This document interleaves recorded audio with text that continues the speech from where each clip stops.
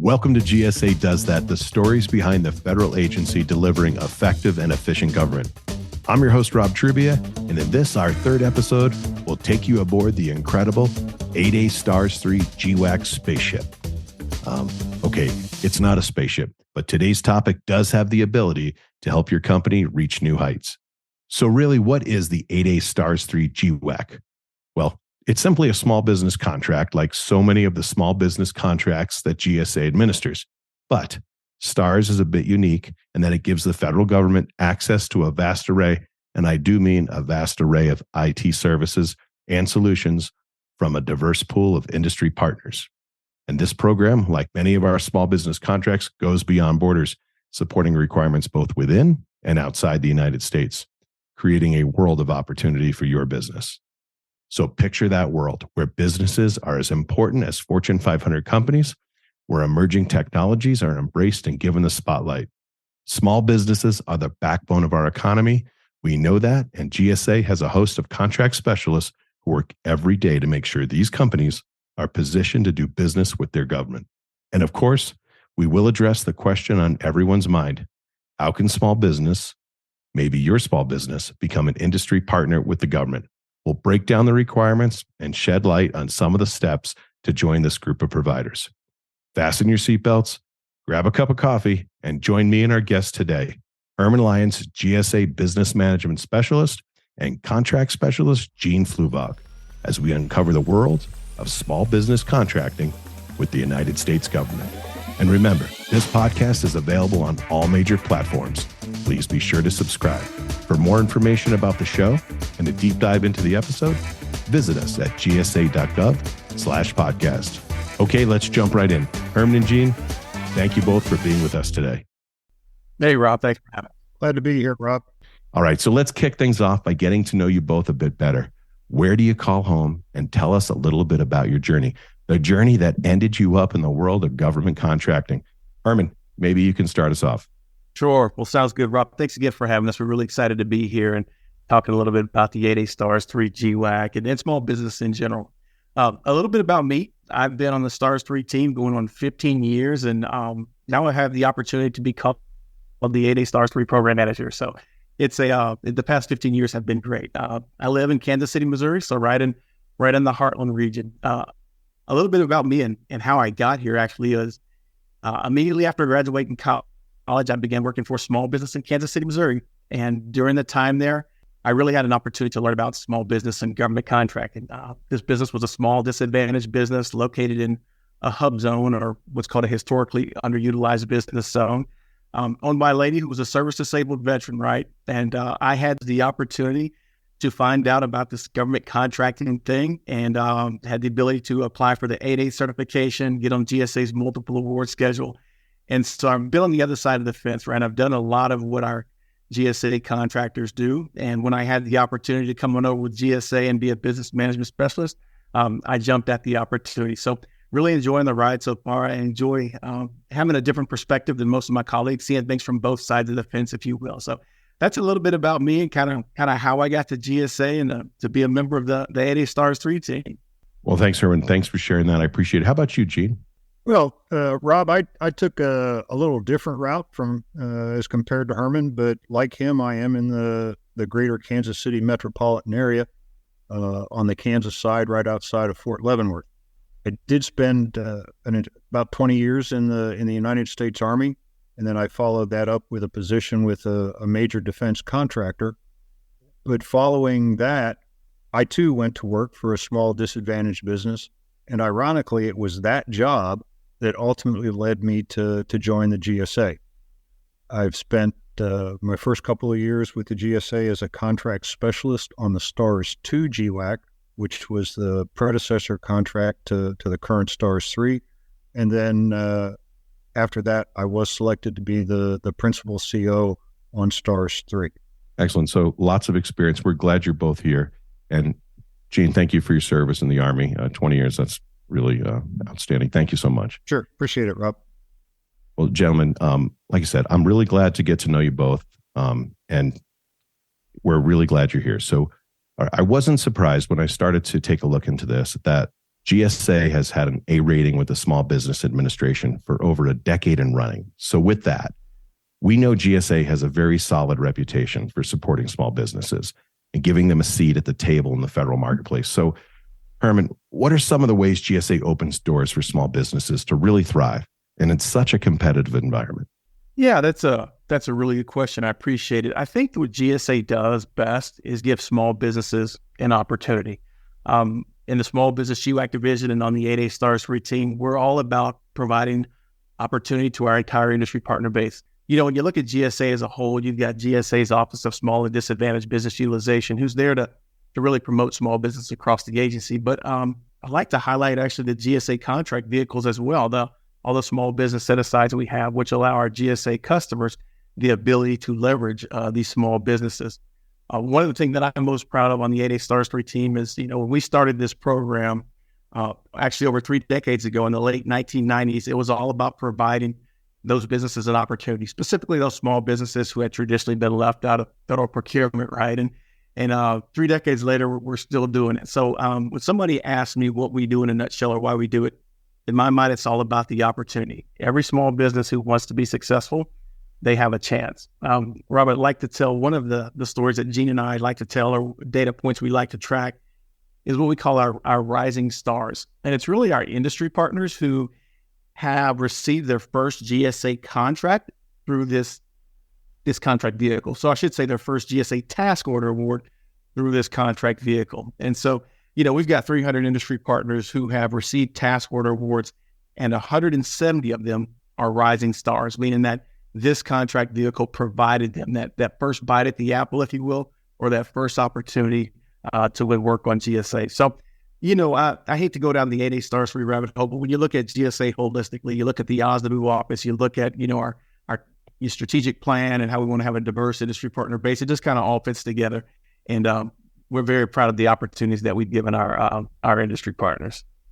It sounds like, with those rising stars, 170 of them, like you said, there's quite a few businesses right there. They're just starting off with working with the government and becoming a contractor. Herman, maybe you could just explain a little bit what defines a small business. That can be a tricky question. It depends on, the industry that you're in. For example, some industries, a small business is a business who has less than X number of industry partners, whereas other industries, it may be average gross sales receipts of an industry partner, right? For example. So in the IT world that Jean and I work in, that's typically taking a look at the average gross receipts over a 3-year period for industry partners to say, hey, if you're at this, and I'll just use an example here, Rob, if you've exceeded $37 million on the average gross receipts, if you've exceeded that, you may be considered what is other than a small business. However, if you have not, maybe you would still be considered a small business. So it just kind of depends on the industry. And again, those 3-year average receipts. And again, that changes, right? We've taken a look at inflation over the past few years, and it's really grown.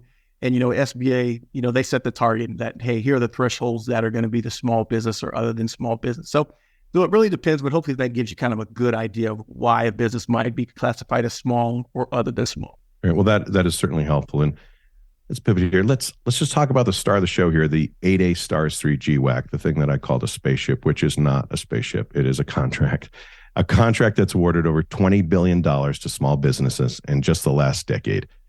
From my understanding, it's all about IT services, IT service-based solutions.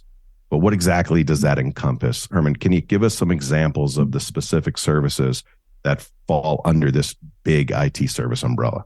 Yeah, sure. We can be talking about anything from IT help desk support, database administration, robotic process automation, or RPA is a big one. Artificial intelligence, right? That's been all the push, at least in the past 3 or 4 months. So we're starting to see a little bit about that. Cloud computing is something that we see. Jean, I'm going to tag you, Jean. Are you seeing much else that I've neglected to mention or that we should probably bring up? Well, thanks a lot, Herman. And yeah, the STARS vehicle has got what we would consider a real broad scope. One of the things that's consistently done in government contracting is there's a thing called a NICS code, and that describes it's an industry standard for the type of work. Most government contracts tie to a specific NICS code on the STARS vehicle, and in fact, not only on STARS, but also on our service-disabled VETS 2 GWAC. we wrote the scope of both of these contracts very broadly so that you're not restricted by a single NICS code. As long as the principal purpose of a requirement is an IT service or an IT services-based solution, it's going to be within scope. That broad scope allows an agency who has a requirement that includes a number of different things, and some of them may not even be IT, to get that solution through a single contract vehicle. So as an example, say you've got a data center, and for whatever reason, you've got to move it across the street. So you're looking at some IT services. You may be looking at some IT hardware, some new racks, some new servers. And, the engineer on the project says, we got to dig a trench here across the street, and we got to do some minor construction. Typically, that kind of a total solution would be a real mess for a contracting officer. But provided the overall solution remains that IT service or service-based solution, you could wrap all of those requirements into a single STARS or even a single VETS 2 task order. That's one of the great things about GWACs, because they allow that total IT service-based solution. So it's a huge amount of flexibility under this umbrella in STARS. That's what you're saying? It absolutely is, Rob. Which, like you said, for a contracting officer, this must really be very helpful, because when you're doing these projects, they do span a large scope of services, and that's what this does. So, when we're looking at sizable, we're talking about IT, and we're talking about sizable IT spending across the government. It's eye-opening for sure. We're talking about, from what I understand, a $72 billion, that's billion with a B, in total obligations just in FY22 alone. So here's a pressing question. How does the 8A STARS 3 program impact our small business partners? We talked a little bit about the flexibility and the large scope of it, but I mean, once in, if they're in this program, do they hit the ground running and achieve instant success, or are there certain strategies, Herman, you might recommend they consider to make the most out of this really tremendous opportunity? Sure. Yeah. Rob, I could probably go on and on about the 8A STARS 3 GWAC and how it impacts our industry partners, but I'll keep it simple. And I'll go back to what I said earlier. 8A STARS 3 gives these 8A small disadvantaged businesses an opportunity to be successful.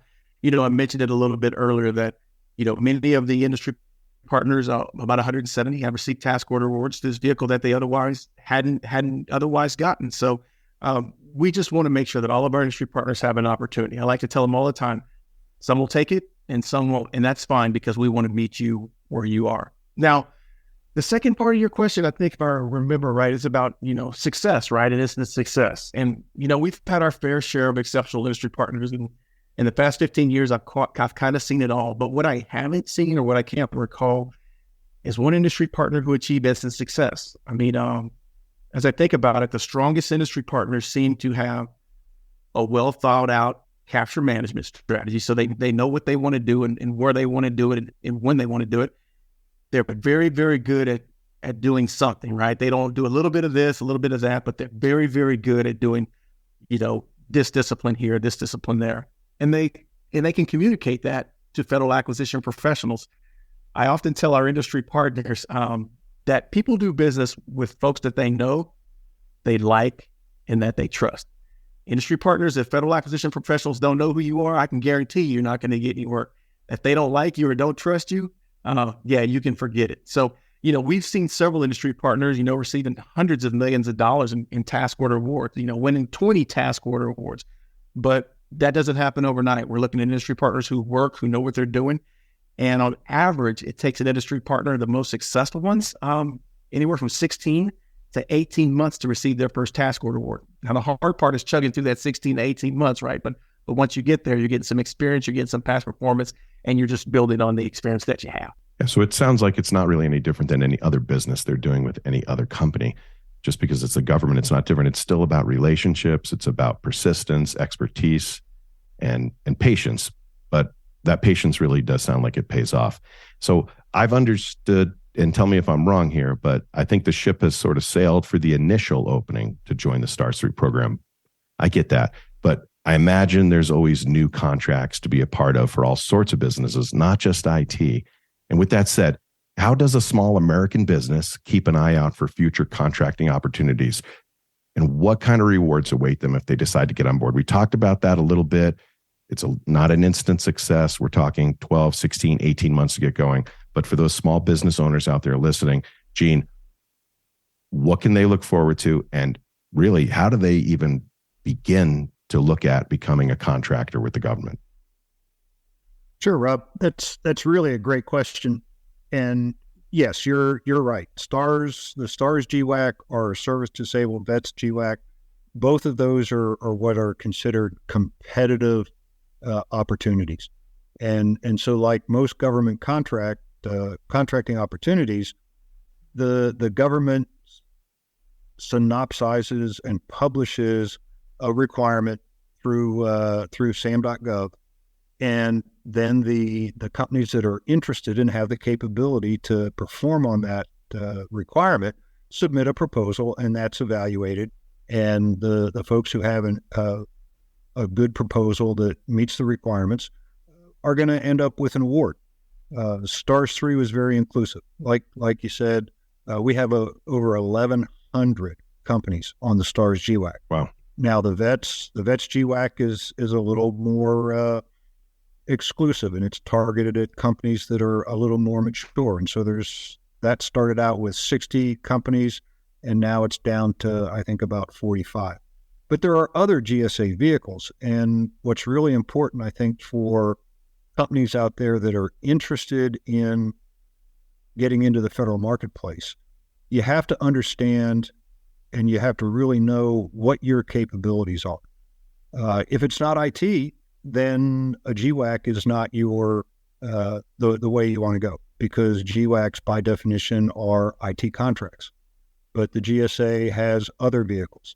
We have our federal schedules program, or what everybody commonly references to simply as a GSA schedule. And that can be everything. There are schedules that cover hardware, like you said, laptops. If you're into the access control, you're good at installing access control systems and cipher locks and things like that. There's a GSA schedule that specifically targets those security type systems. If you have a janitorial business, there's a GSA schedule for janitorial services. So the schedule program runs the gambit on hardware, software, even the photocopiers, other kinds of office equipment. But then we also have schedules that are specifically targeted at services. And we have some other vehicles. Our OASIS contract vehicle, which is another multiple award contract, targets professional services that other than IT. And then we have our HCATS contract, which is really on targeting companies that provide human capital and training opportunities. The OASIS and HCATS, again, like STARS and VETS, are competitive opportunities. There's going to be a specific open solicitation period that you have to respond within. Some of our contracts that are competitive like that do have what we call an onboarding or an open season opportunity. And essentially what that allows the GSA to do is look at the needs of the government, look at our socioeconomic diversity objectives, and if it's the right thing to do, and then we can onboard or bring on, kind of reopen that solicitation and bring on additional industry partners. The great thing about the schedules program, though, is they maintain an open solicitation. So all you have to do is go up on GSA.gov, kind of put in GSA schedules or into the search the search field, and you can find the open solicitation, and you submit an offer with pricing, and that's evaluated. And in most cases, I think you're gonna see that you're going to be successful in getting a GSA schedule. And then that allows you to get the orders. But like Herman said, it's not, you're not going to see success overnight. You got to press that. You've got to market your capabilities to specific federal agencies that line up and are buying the type of service or product that you sell. And then, it's hard work, just like, trying to capture business in the commercial sector. You gotta sell. That's all really helpful. And I'm going to just back up a little bit because you did share what it takes, but I'm just going to pretend here. There's a small business owner listening right now. Maybe we'll use your example. They own a janitorial business in Denver, Colorado.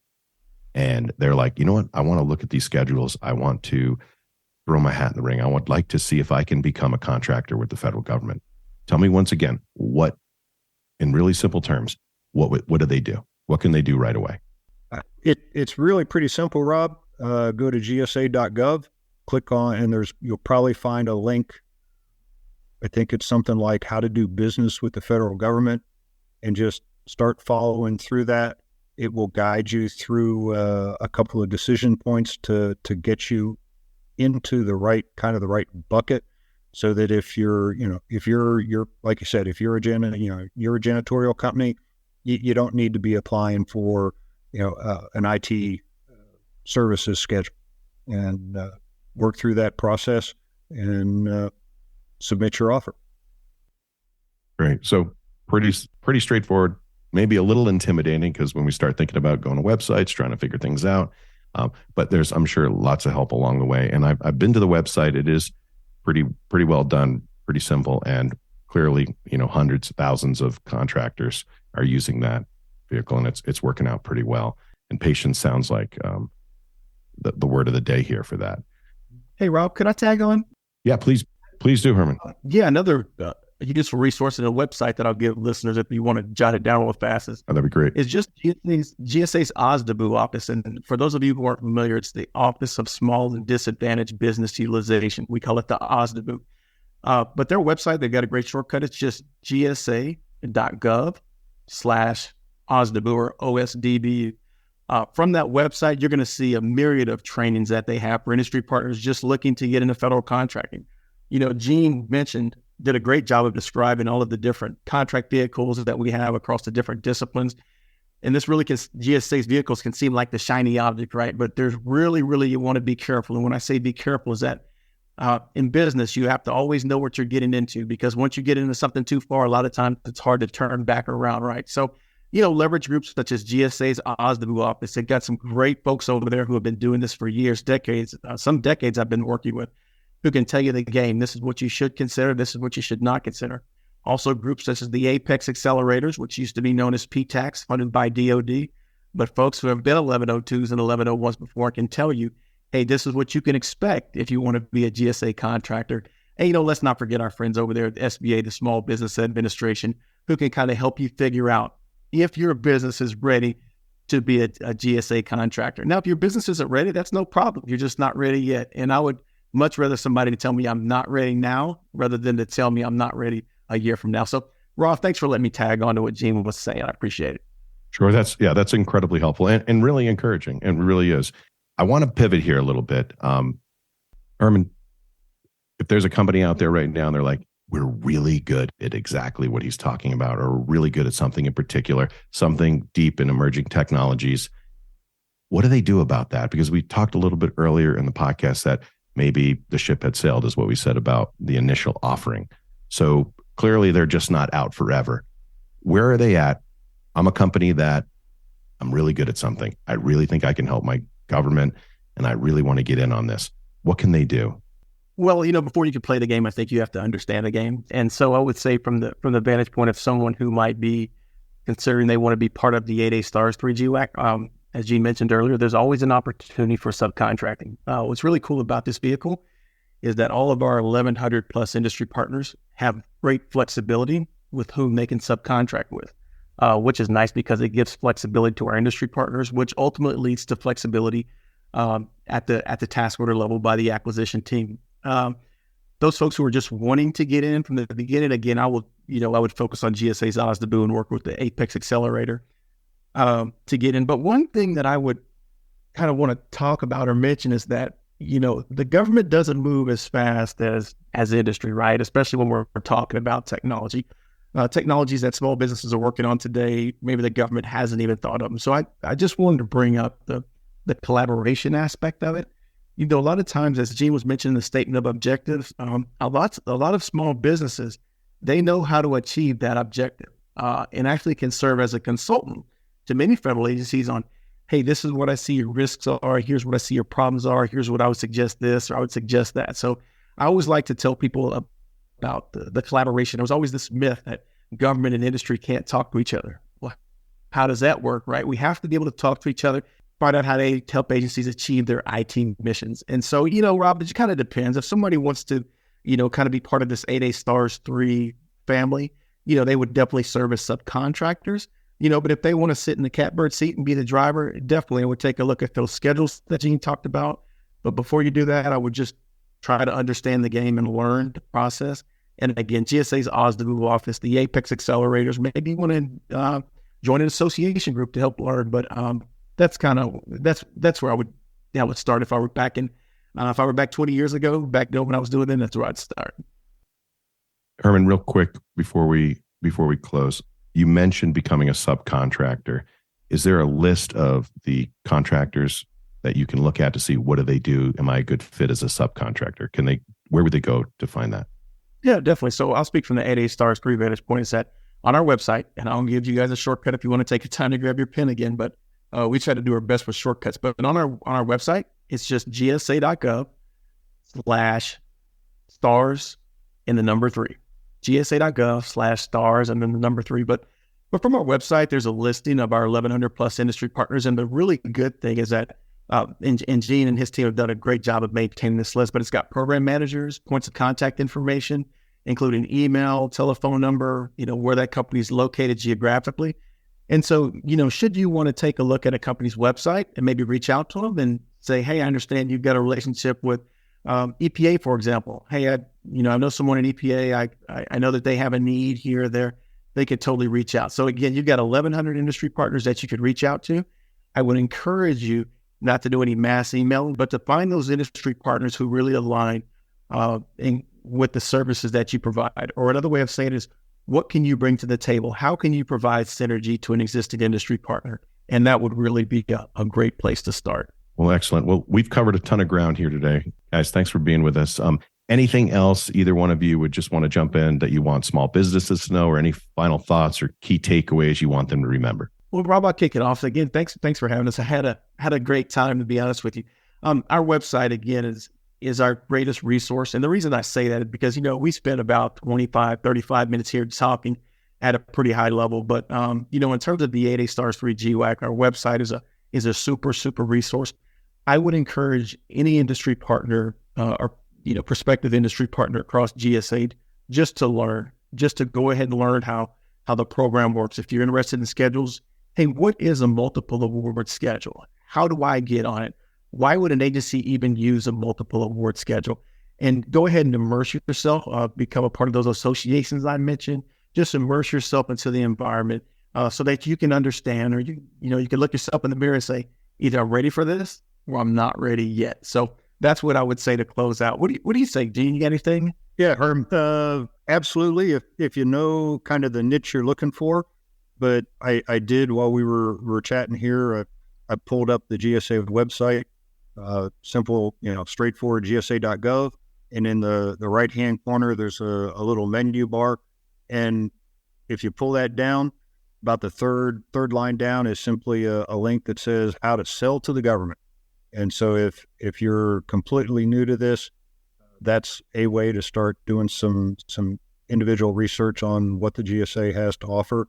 And again, engage your small business administration district office folks, because I mean, one of their jobs is to help help our small businesses succeed in the federal market. Gentlemen, thank you so much. This episode really has the potential of really being a game changer for small businesses out there. So thank you for taking the time. I hope you've all found our exploration of small business contracting, and specifically the best in class 8A Stars 3 GWAC program, both helpful and interesting. We've had the privilege of speaking with Herman Lyons and Jean Fluevog from GSA. Thank you both for doing a great job shedding light on the STARS program and how the GSA team can help small businesses get on board. So whether you're an aspiring entrepreneur looking to participate as an industry partner, or simply someone interested in understanding the inner workings of government contracts, we hope this episode has provided some real insights and sparked your curiosity. And to find out more, join us for the Federal Acquisition Service Industry Partner Symposium on July 19th from 9:30 a.m. to 5 p.m. Eastern Time for insights, guidance, and tools that will help you receive and manage a government contract. This virtual event will include training tracks for every level of government contracting experience, networking opportunities, and exhibit booths hosted by GSA experts. For more information, we'll be sure to put the links to the event in the show description. Thank you for joining us today. If you've enjoyed this episode, please leave us a review and share the podcast with others who might find it valuable. We really do appreciate your support. And be sure to join us next time on GSA Does That as we explore the revolutionary Green Proving Ground program, where GSA is leading the country in transformative and innovative building technologies. Get ready to learn about the power of a greener future. Be sure to hit that subscribe button so you don't miss another episode. And for more information, visit gsa.gov/podcast. Or to suggest a topic or guest, send us an email at gsadoesthat@gsa.gov. I'm your host, Rob Trubia. Our executive producer is the one and only Max Stempora. GSA Does That is a production of the U.S. General Services Administration, Office of Strategic Communication.